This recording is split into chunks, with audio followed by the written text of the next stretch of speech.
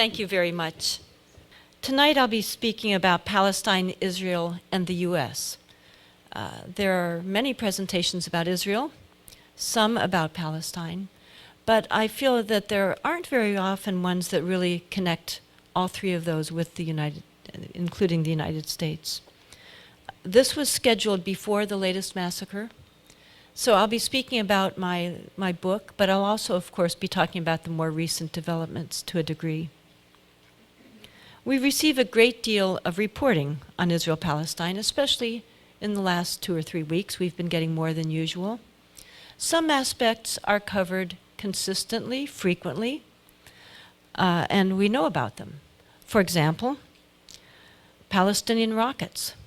Virtually every report about Gaza or about Israel and about Palestine includes the statement that thousands of rockets have been fired from Gaza into Israel. You know, for months, actually for years, we've been hearing about that in almost every report. It's factual, we should know about it, and we do. A few years ago, the New York Times had a picture of a rocket. It looked very terrifying, terrorists firing it. But given how often they give us that information, thousands of rockets have been fired from Gaza, they tell us very little about those rockets. For example, until quite recently, almost all of them, in fact, probably still most of them, are small homemade projectiles. That's what they are. And they, in most cases, don't even cause any damage. Now, they give us a statistics of sorts, thousands, but they never tell us, well, how many people have they killed in the whole approximately 12 years they've been used since spring of 2001. Thousands of rockets in total have been fired. How many people have they killed? At least give us a ballpark figure. Well, I did that a few months ago, and at that point it was 27 people. Now I think it's up to 29 people. Somehow they just don't tell us that. And they don't tell us, as fair-minded people, we should, and I think do, want information about both populations. So during that time, how many Gazans have been killed by Israeli forces? That number is not difficult to find either. It's about 5,700 Gazans. In fact, actually now it's 6,000, I think, the latest figures. Before the last few weeks, it was 4,700. They just seem to give us some information and leave out other equally significant and relevant information. So we hear about, for example, the Israeli children that have been killed. Every one of those deaths is a tragedy. We learn about the children, we usually see their names, we often hear about their parents. We grieve for those children as we should. But we almost never hear about the Palestinian children. We certainly don't learn their names, we don't see their parents, we don't grieve with their parents for children we don't even know were killed. If you'll notice, look at the first year. 91 Palestinian children were killed in the round of violence that began in fall of 2000. 91 were killed before a single Israeli child. And yet our media always portray Israeli actions as retaliatory. Chronologically, that is inaccurate. I think that we should hear about all of those children. And if we had known that 91 children were being killed and the number one cause of their deaths was gunfire to the head, if we had known that our money was being used to shoot children in the head, I like to believe, and I do believe, that Americans would have demanded that it stop. And if we had done that, all of those other children might be living today. If we do it now, all of the children in the coming months might be living. I like to tell people how I became involved. I don't happen to be Jewish or Palestinian or Muslim. Like most Americans, about 14 years ago, I knew very little about Israel-Palestine. I was the editor of a very small weekly newspaper in Northern California, writing about the city council, the school district, the local fishing fleet. The Middle East seemed distant, confusing, and irrelevant to my daily life. And so, like most Americans, I skimmed the headlines on this issue, accepted the confusion that I found, and I just moved on. We're very busy, as are all those people outside tonight. But then in fall of 2000, when what's called the Second Palestinian Intifada began, the Palestinian uprising, and it was in the news a bit, I decided to pay attention, to just learn what this was all about. And when I finally paid attention so belatedly in my life, I noticed something I should have noticed long before. As a journalist, I noticed how one-sided the coverage was, that we heard from and about Israelis in great detail, as we should, but then I expected and waited to hear about Palestinian in equivalent detail. There are two parties here. But I noticed that came much less frequently. And so I began to look into the issue more and more. I began to read reports from the region and to discover what was going on. And I was shocked at what I discovered. I read in the Israeli media, for example, one of many reports, but I read a report reporting what an Israeli academic had said. She said that Israeli forces, as I already by that time had learned, were killing many people, the unarmed demonstrators. They were killing them in large numbers. But she said what the strategy was to not kill too many.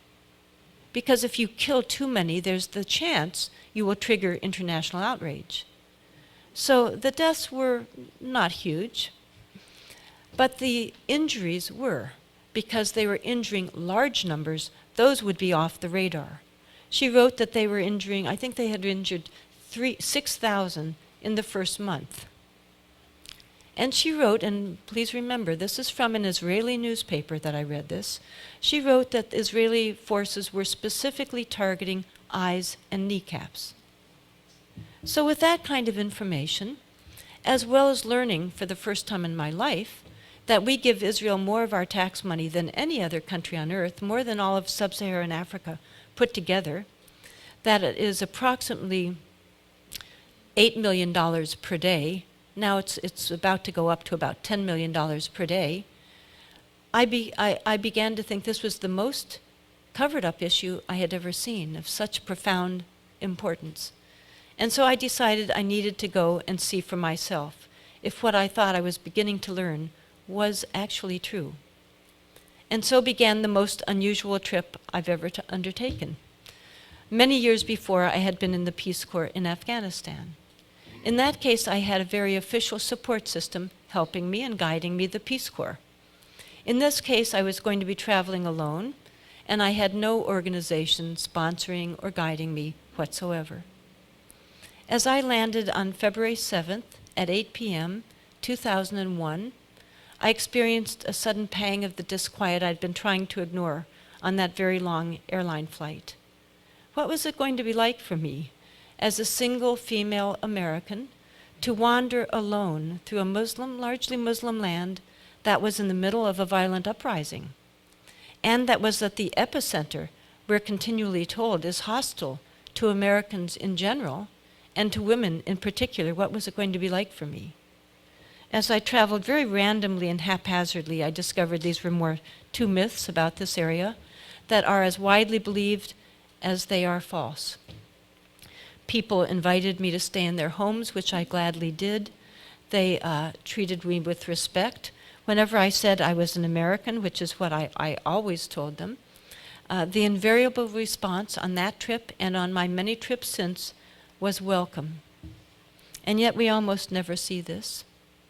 On that trip, I'll just tell you a little bit about it, but I found more about what was being done to Palestinians. Remember, this was by this time February of 2001. Before a single rocket had been fired, about 5 years before Hamas had been elected. Those are the two reasons, supposedly, Israel's attacking Gaza. Well, this is what Gaza looked like. These are the pictures I took. Here it is. That was filled with families. This is the Tufa area of Khan Yunis in southern Gaza. The people who were lucky had abandoned their homes. They were the people who had somewhere else to go. They'd only lost their home that sheltered them in old age, where their children were once safe.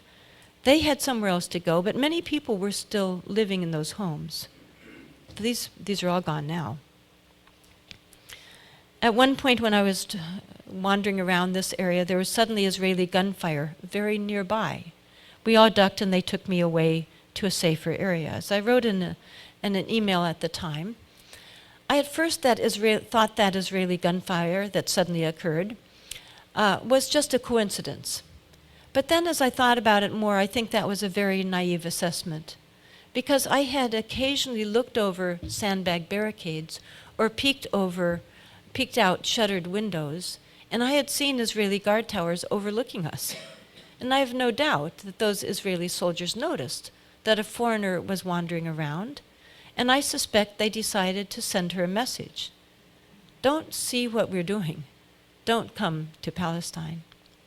I saw beautiful agricultural lands that were being destroyed next to the beautiful blue Mediterranean Sea.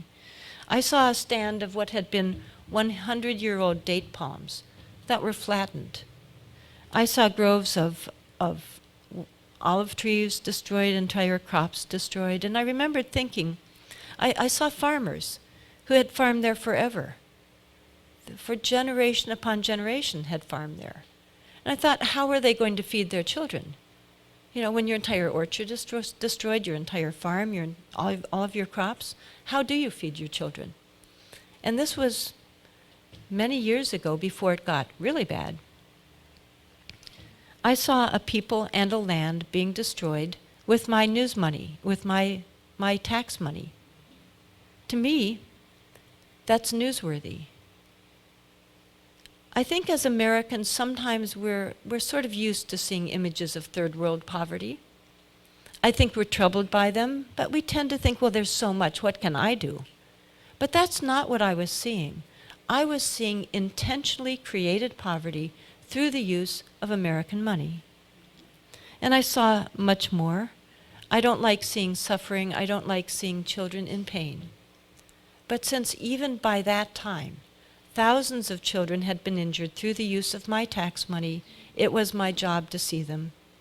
And all I had to do, it turned out, was go to the nearest hospital. And I saw children with bullets in their back, often in their back because they were running away, and in their stomach, and in their heads. I saw a brain-dead 12-year-old. I saw children who will never walk again. They won't skip, they won't frolic. Their childhoods are finished. At one point I saw a child, I saw his parents, and they asked if I could help them. They were happy to see me as an American because they thought maybe I could help their poor son. So I asked the doctor if maybe I could do something. Maybe a surgical team could be flown in from the US, or maybe their son could be flown back to the United States. Sometimes that's possible. And the doctor explained to me that he hadn't yet found the right time and the right way to tell the parents, but that their son was totally and eternally paralyzed. So I knew something they didn't know, and I wished that I didn't. And now you do too. That's what I saw in Gaza, and then I went to the West Bank to a newspaper office. And when I first arrived there, they said a 9-year-old boy was just shot, and maybe you'd like to go see. And I thought, no, I wouldn't like to go see. But I did. I was there for all of us, and I took pictures. I saw where he had been sitting watching his father paint the walls. I saw the wet paint, the toy trucks, the blood on the floor. I saw the wall hanging that had a bullet hole in it, and I was told that says, thinking of God makes our hearts grow calm. I saw the needle point over the front door that I could read myself. It said, God bless our home. The family had moved in 10 days before to their dream house. I saw the flowers in the living room and the family photos on the wall. And I saw the parents when they got back from the hospital. I heard the mother and the sisters weeping and weeping. And I saw the father walking around shell-shocked. It looked like he was sleepwalking in a bad dream that will never end. And I saw the neighbors come in to try to comfort them. At one point, I heard a man tell the father, when it looked like he was about to break down, "Your son is a bird in heaven now." The next day was the funeral, and the next day there was another. There were funerals pretty much every day. And for the second one was for a woman who had had 3 sons, 18, 14, and 12. And she had been killed.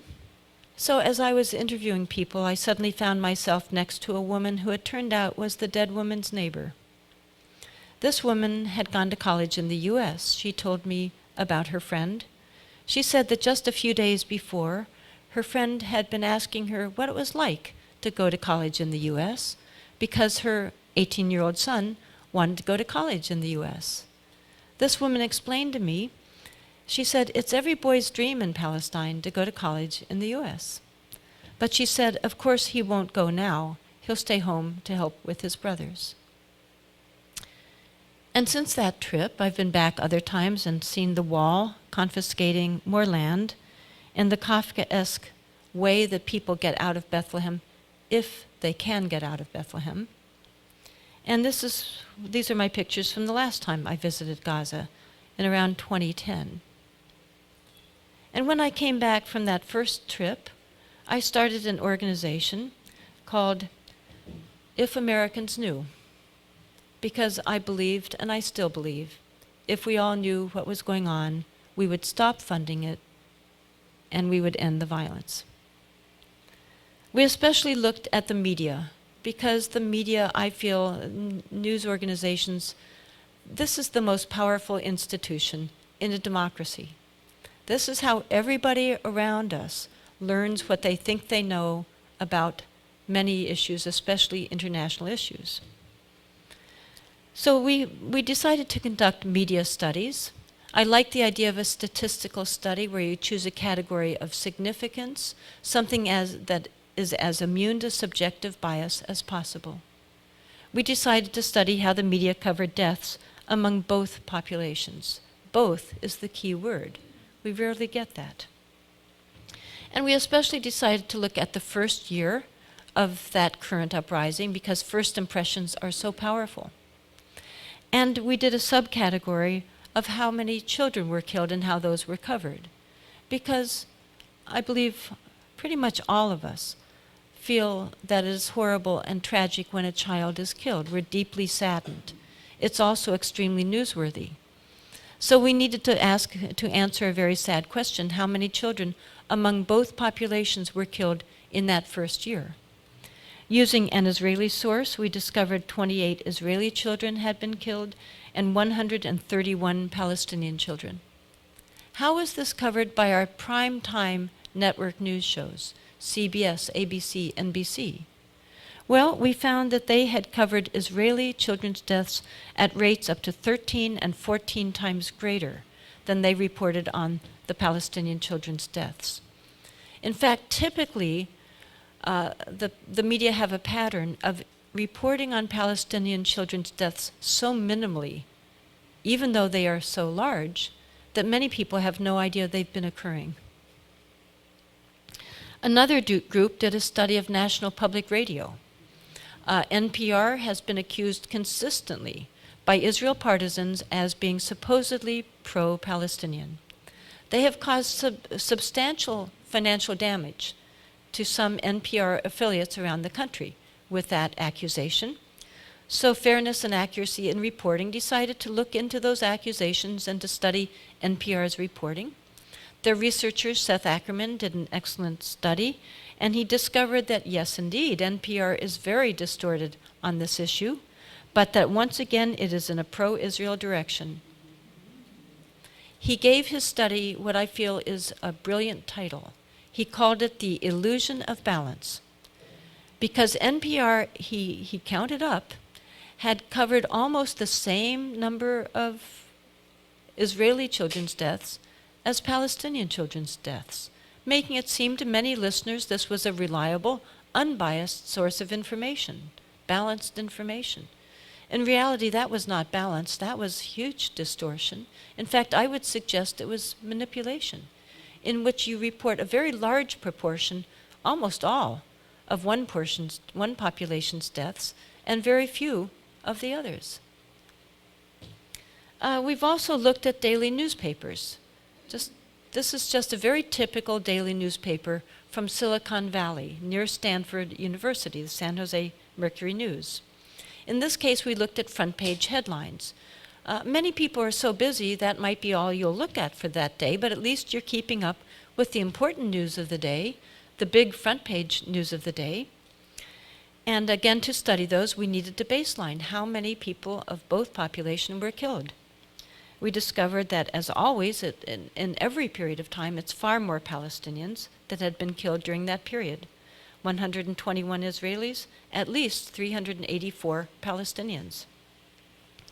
How is this covered by this daily newspapers, daily front page headlines? They had reversed it and increased the differential. So while this is what was actually going on, that's what it looked like. I was astounded. This was one of our first studies. And it occurred to me, what if the Mercury News had covered the Super Bowl backwards? What if they'd gotten the World Series wrong? There would have been jokes about them by late-night comedians around the country. And yet here they were committing a distortion of that magnitude, having to do with lives and deaths, and no one noticed it. And I would suggest that the newspapers here did the same thing.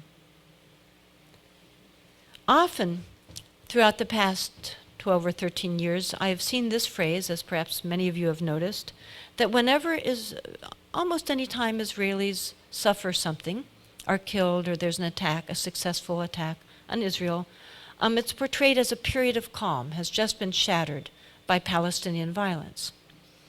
There was a headline of that sort in 2005 in the Los Angeles Times.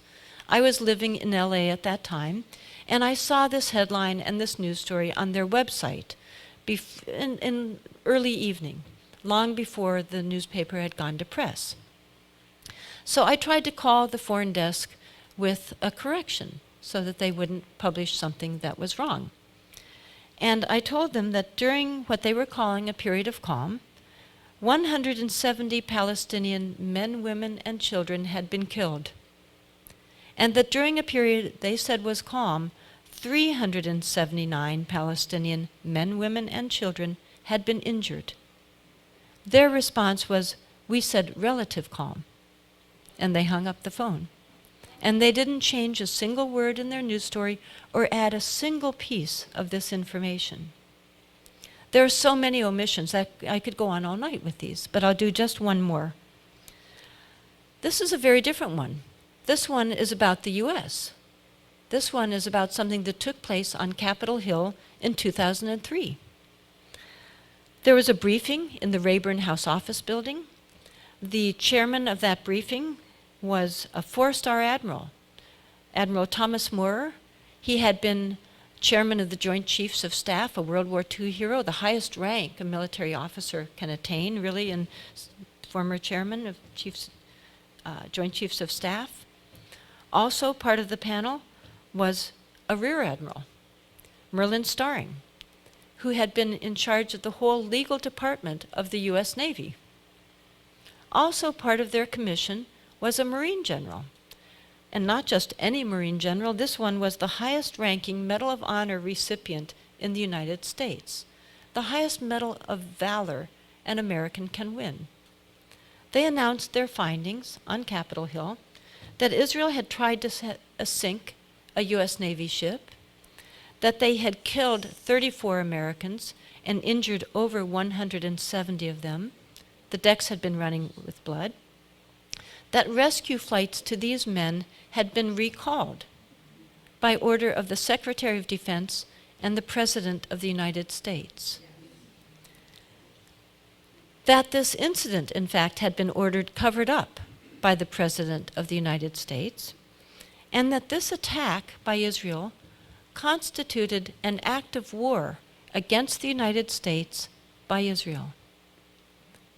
Statements of that gravity by officials of that high rank on Capitol Hill in a House office building are newsworthy.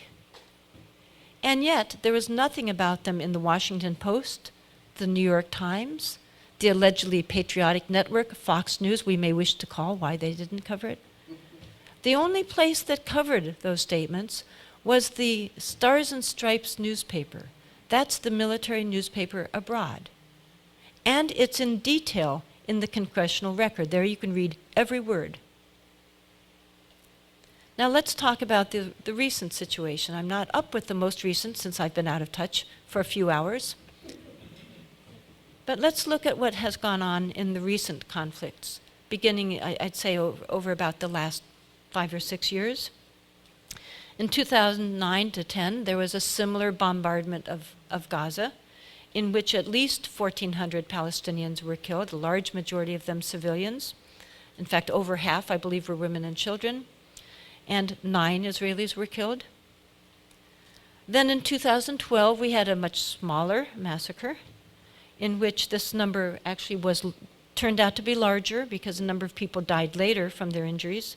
But it was at least 169 Palestinians, of whom quite a few were children, compared to 6 Israelis. And now we come to 2014, in which the media date the progression that has led to the current massacre. They usually start it from about, I believe, June 12th, when 3 young Israelis were abducted and tragically murdered. That's where they usually start it from. Well, let's be a little more honest and start it from a more reasonable starting point. Let's start with January 1st and look at the deaths among both populations again, because all matter. And you will see the Israeli deaths on the left and the Palestinian deaths on the right. So here is January. The pink is a child, no Israeli deaths. Next we will look at February, no Israeli deaths. Next we will look at May. The green one is a child. Next we will look at April. We do have 1 Israeli, a soldier. And next we have May. 3 more Palestinians, 2 of them children.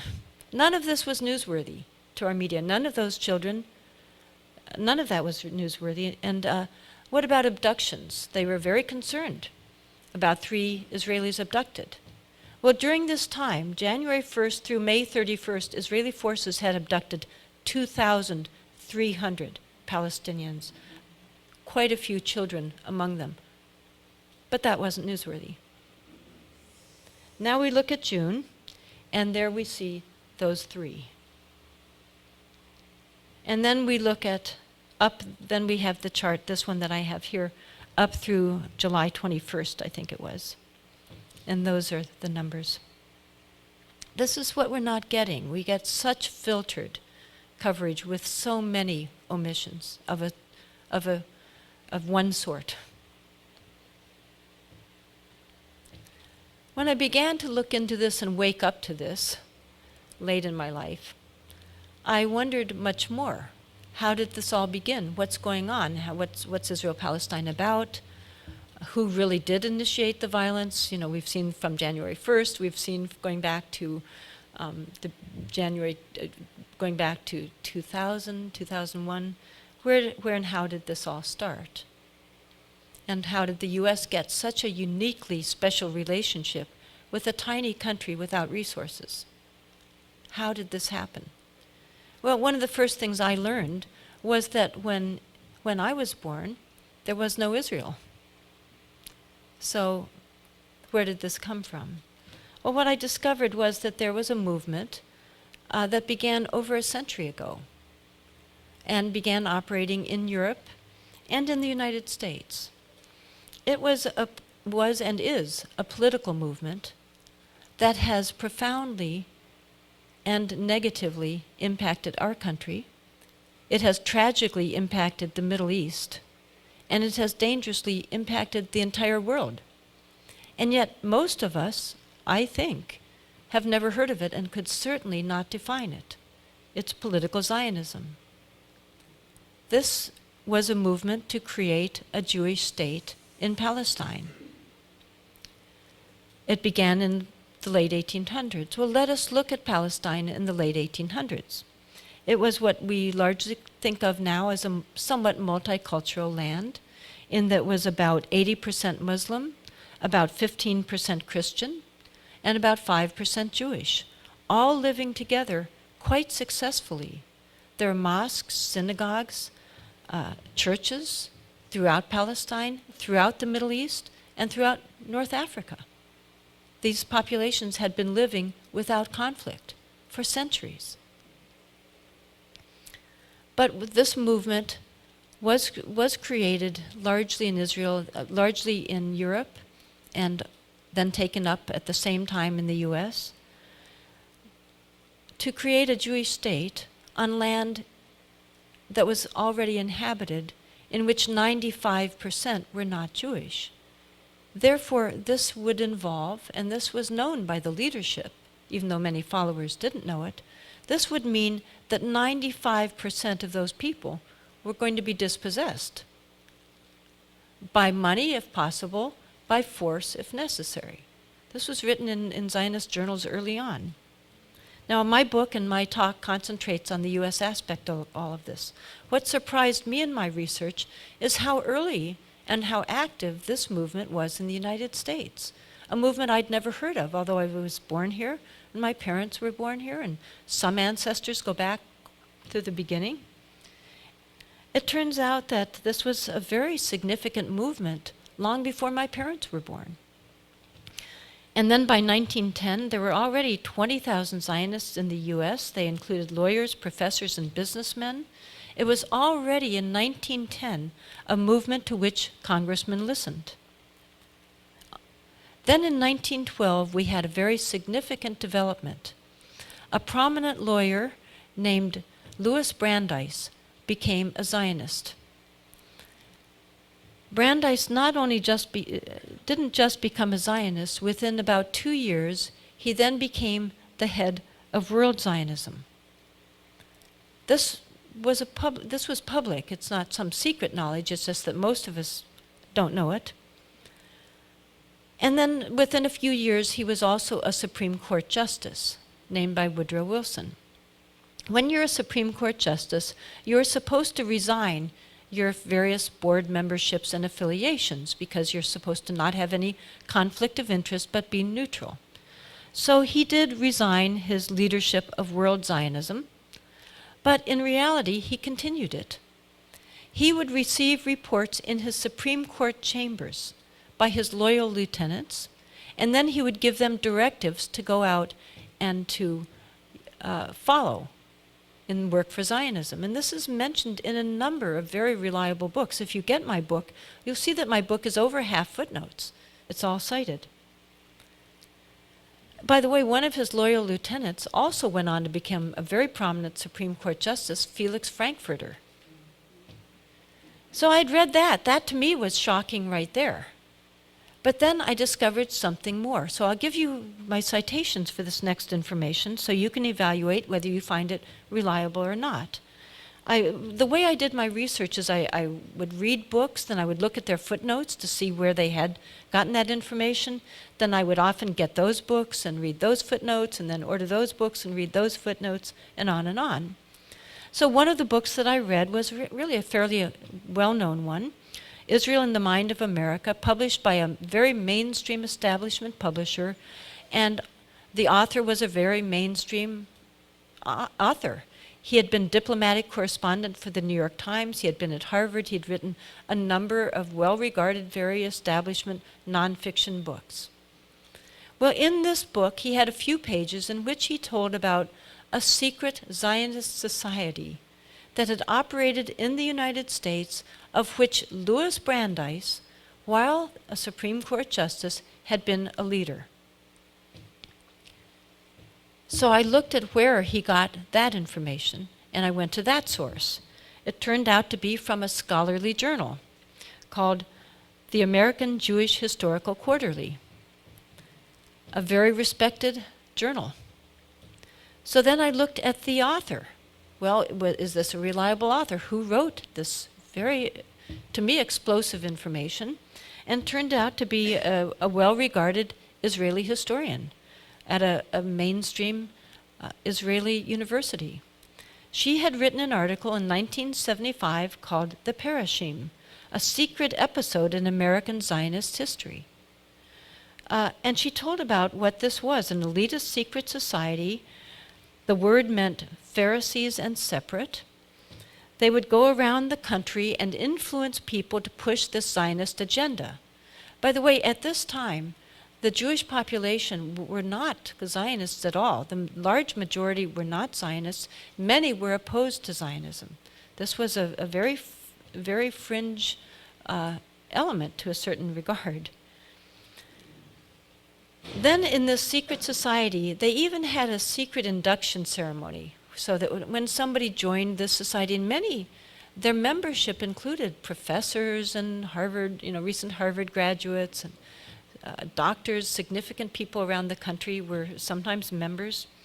And in this initiation ceremony, they were told by the inductor, and they swore to this, "Until our purpose shall be accomplished, you will be the fellow of a brotherhood whose bond you will regard as greater than any other in your life, dearer than that of family, of school, of nation." As early as November 1915, a leader of the Parashim went around suggesting that the British might gain some benefit from a formal declaration in support of a Jewish national homeland in Palestine. Those of you who have heard of the Balfour Declaration that came in 1917 might find this relevant. I'll get into that a little bit more. Let's remember what was going on during this time period now in the world, especially that involved Britain. Well, of course, in 1914 began what was called at that time the Great War of massive carnage. British forces in the first day of the Battle of the Somme lost, according to historians, somewhere around 50,000 to 60,000 men in one day of a battle that went on and on and on. The British and the German, both sides of course, wanted the U.S. to come in on their side to join this carnage. But the American population were that bad thing, they were isolationists. They didn't want to go kill and be killed in a foreign, pointless war. In fact, Woodrow Wilson was elected with the slogan, "He kept us out of the war." But of course, as you know, with hindsight, no, he didn't. Well, what happened is that the Zionists leaders, some of them in Britain, a man named Chaim Weizmann, who is quite well known, went to the British government and said, well, we can help you win this war. Now, why would they want to do that? Because the war wasn't just against Germany, it was against the Ottoman Empire. The Ottoman Empire held Palestine. Palestine was under the Ottoman Empire. So by defeating them, the British would come into control of Palestine. So the Zionists went to the British and said, we can help you get the United States into the war. Our Zionist colleagues in the United States, for example, they said in writing, Louis Brandeis, who is close to President Wilson, can help to do that.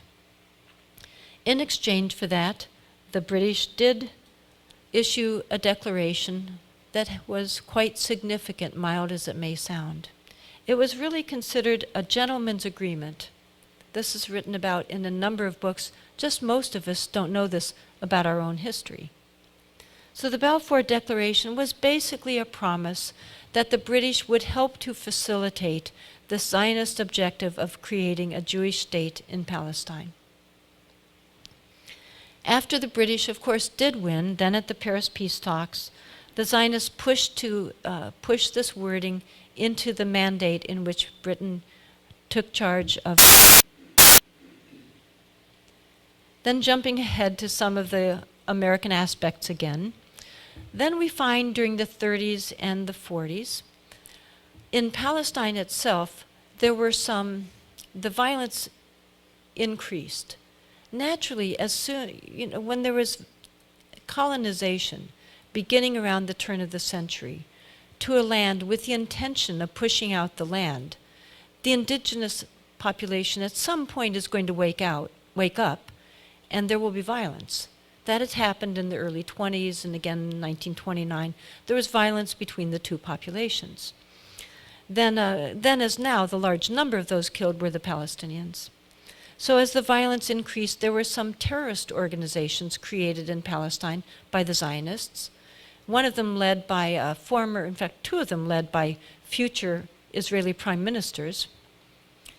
And those terrorist organizations in Palestine, the Irgun and the Stern Gang, it turns out had front groups in the United States with duplicitous names.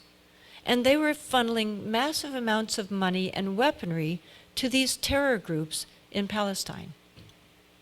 They put on major pageants where Supreme Court justices attended and thousands of people attended. They were very prominent.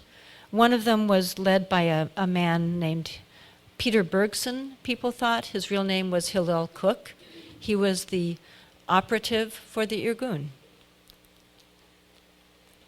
I looked into one of the leaders a bit more, just because I needed to find out his first name. When you're writing a book, you can't just write someone's last name, you need to know their first name. And I had heard about another leader of one of these types of front groups connected to killing in Palestine. And his name was Rabbi Korf, but I didn't know the first name. None of the books that I had a few paragraphs of them, but none of them gave his first name. So I looked into it on the internet, tried to do various searches, and eventually I came up with a UN report that gave his first name, Baruch Korf, and told a little bit about a plot he was part of. Using those search terms, I then could put in more information into my search bar, and suddenly all these PDFs of American newspapers popped up, all of these returns. It turned out that Rabbi Baruch Korf was part of a cell in Paris that was planning to fly an airplane and bomb Britain after the war. Britain that had just defeated Hitler. But they were so angry at the British because the British were not allowing a large enough Jewish immigration into Palestine. So they were going to kill the British. So Baruch Korf and his section of the Stern Gang had this plan, but there was one problem. They didn't know how to fly an airplane. They weren't pilots. So they needed to find somebody, and they recruited a young American aviator named Reginald Gilbert, I discovered. Reginald Gilbert had been an ace during the war. He was in Paris, and they recruited him to fly the airplane for them. He pretended to go along with the plot, but then he went to the American embassy. And the American embassy informed the Paris police and Scotland Yard. So for a week, he pretended to go along with this cell. And then when it came time to actually take off, to fly the plane, to drop these incendiary bombs onto the foreign ministry, they were caught. By the way, the original plan had been to bomb Parliament, but then they decided they hated the foreign ministry more. And Gilbert at one point had said to them, well, what if I can't find the foreign ministry in the London fog? They didn't have this degree of instrumentation we have today, and that was a real possibility. And they said, then just drop them anywhere, kill anybody, all British are our enemy. So they were caught. Korf was in prison for a few months in Paris, and he eventually got off. He had very powerful friends in the United States. But I was curious about him. I looked into him some more. This was so astounding to me. And none of these, dozens and dozens of books I have, none of them had this story in there at all. And so in looking at him, I discovered that later in life, he was a friend of Richard Nixon. In fact, it was reported that he had helped to influence Nixon's policies on the Middle East. In fact, Nixon, sort of in a fond way, called him my rabbi. Now, the precursor to today's very powerful Israel lobby was a group called the American Zionist Emergency Council, AZEC. This was formed in around 1940, and by 1943 had a budget of $500,000 at a time when a nickel bought a loaf of bread. Within a few years, they had maneuvered their way into access to an even far larger sum, in which they had access to $14 million in 1941 and $150 million by 1948. That's the equivalent in today's dollars of $1 trillion to use to manipulate the United States. So they targeted, with that money, every sector of U.S. society. And this isn't ancient history. They had annual reports, they had directives, all of this was written down on paper. They targeted congressmen, Christian clergy, editors, professors, business and labor, Jewish war veterans. They published books all over. They had 400 local committees. There were massive campaigns throughout the country. They also worked especially to manufacture Christian support. They secretly funded sort of Christian groups that would push the same Zionist ideology. They funded books that became huge bestsellers. It was an enormously successful campaign throughout the country. Even though during this time there was a great deal of opposition to Zionism by many different groups, by Christian leaders, by State Department, Pentagon, intelligence agencies, Jewish anti-Zionists, many people were opposed to it. Two of the most celebrated Christian pastors opposed it on religious and moral grounds. The Christian leaders in the Middle East had gone to the Paris peace talks to advocate on behalf of the Arab population that there should be self-determination of peoples there. One very prominent American Christian who was a Dead Sea scholar wrote a wonderful book called Palestine is Our Issue, is Our Business. To read that book, it's very strong. It talks about the right of return, about Palestinian resistance fighters, etc. But it was buried. Diplomats, the State Department, the military, the Pentagon, the intelligence agencies wrote directive after directive, study after study, memo after memo, talking about how damaging to the U.S. and to U.S. strategic interests, and how in violation of American principles Zionism would be. Starting from under Taft, there was then a commission to Palestine during the time of the Paris peace talks. They went there to investigate the situation, to look into the possibility of creating a Jewish state there. And they came back with a very powerful report saying this would be a grave trespass on the rights of the people there. This was entirely buried and had no effect whatsoever. Dean Acheson, a major statesman for many years, wrote that the Zionist agenda would imperil not only American but all Western interests in the Near East.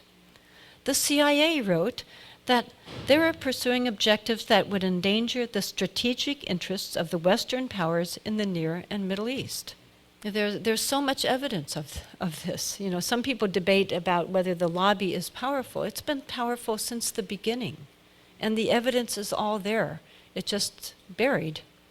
Alfred Lilienthal was part of the American Council for Judaism. I had the honor of meeting him. He wrote excellent books about this. That group was arguing against Zionism.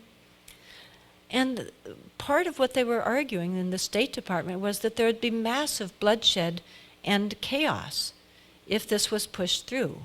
When the Zionists began to work to push through what's called the partition plan through the United Nations, that's portrayed to Americans as this wonderful compromise.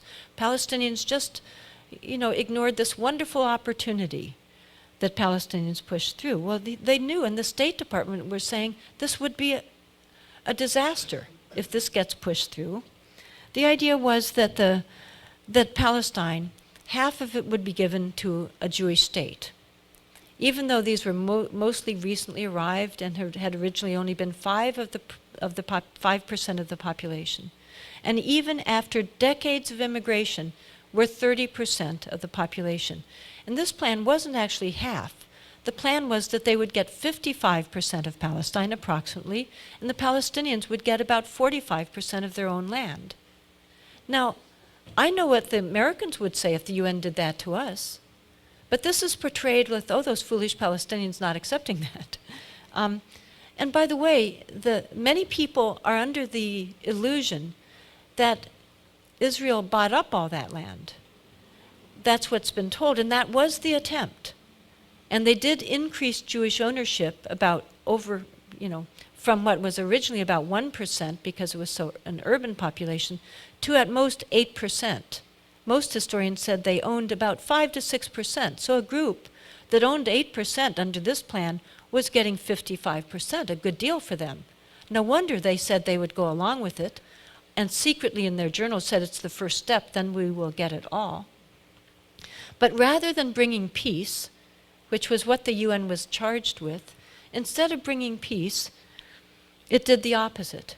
It created, of course, still more violence, and there was a war that Israel calls its War of Independence, and Palestinians call it al-Nakba, the catastrophe, because it was a massive humanitarian catastrophe. At least 750,000 men, women, and children were very ruthlessly and violently pushed off their land. There were at least 16 massacres before a single Arab army finally joined the fray. And by the way, those of you that grew up with the myth that I did, that little Israel declared its independence and suddenly, 5 to 7 Arab armies suddenly just attacked, but Israel somehow won because God, was on their side or something. Well, in reality, before Israel declared its independence on about May 14th, 15th, it's a midnight type of situation, they had already committed 16 massacres. These are quite grisly. You can read the details of them. They had already ethnically cleansed at least 200,000 people. When these Arab armies did come into the fray, they were smaller in number, including the Palestinian forces, than the Zionist forces were. And by the way, virtually all of the battles were actually fought on the part that, according to the UN plan, was going to be Palestinian territory. Now, some people, again, were trying to tell Americans what was going on. One of the most important was a woman named Dorothy Thompson. She was what Britannica Encyclopedia says was one of the most famous journalists of the 20th century. In fact, I believe at one place they say that she is the most important female journalist of the 20th century. It's true, although I had never heard of her. She had a newspaper column that was printed all over the United States, a radio program that was listened to by millions of Americans. She was such a celebrity that there was a Broadway play in which she was played by Lauren Bacall, and there was a Hollywood movie loosely based on her life in which she was played by Katharine Hepburn. She was considered the most powerful woman in the United States after Eleanor Roosevelt. She was an excellent journalist. She had been a foreign correspondent in Germany during the 30s and had been one of the first journalists to raise the alarm about Hitler. She was the first foreign journalist to be expelled by Hitler. She was therefore very sympathetic to Zionism. But after the war, later when Israel began to be created, she went over to see this wonderful state of Israel, the new Jewish state.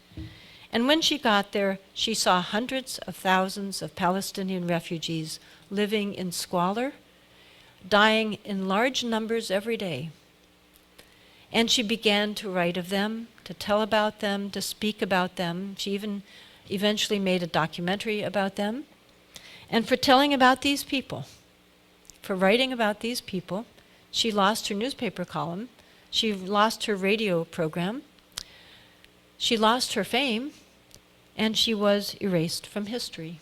On sort of a similar final note, if I now tried to write an article, maybe about Dorothy Thompson, a fascinating person, or maybe about the Parashim, or maybe about Reginald Gilbert, there's much more I could tell you about, very interesting about him. If I tried to do that for a popular American history magazine, which I would like to do, I quite likely would not get it published. And that's, this is not paranoid speculation. A few years ago, we tried to put a paid newspaper ad in American History magazine, not about Palestine. We tried to put a paid ad in about a book, a memoir by a 91-year-old American congressman. It tells about his childhood in Depression-era America. in Corn Belt America, about being a small-town newspaper editor, about serving in the Seabees during World War II, about going to Congress, about all of his various fights in Congress, and about also, near the end of the book, it tells about the fact that when he started to speak about Palestine, he was targeted by the Israel lobby, money was funded to his opponent, and after 22 years in Congress, he lost the election, Paul Finley. But our advertisement didn't even tell about that last part of his very long life. It just told about his book, with the usual blurbs about what a wonderful book this is. But Eric Wieder, the publisher and owner of American History magazine, informed us that they would not publish our advertisement in American History magazine because we were anti-Israel, and that they would not publish our advertisement in any of the popular history magazines that they own in the United States, which is virtually every one. This is, according to their website, the largest history chain in the world, and it's certainly the largest one in the United States. So what do we do about this? To me, we tell people what's going on. We even talk to those people that we don't want to raise something serious or uncomfortable with, because right now, as we're talking, we all know what's going on in Gaza. In general, we don't know which child was just killed or lost their parents. We don't know which home was just destroyed, which hospital was further destroyed, but we know what's going on right now. And now we know a little bit about what's going on here. But we have the power to change this. I feel strongly that if every single person in the United States right now that is concerned about Gaza would actually just do something like maybe again, or maybe for the first time, phone your senator. If every single one of us did that tomorrow, it wouldn't change the policy overnight, but they have their fingers to the wind, and suddenly they would realize, whoa, looks like the tide is changing here. And half of them would love it to change.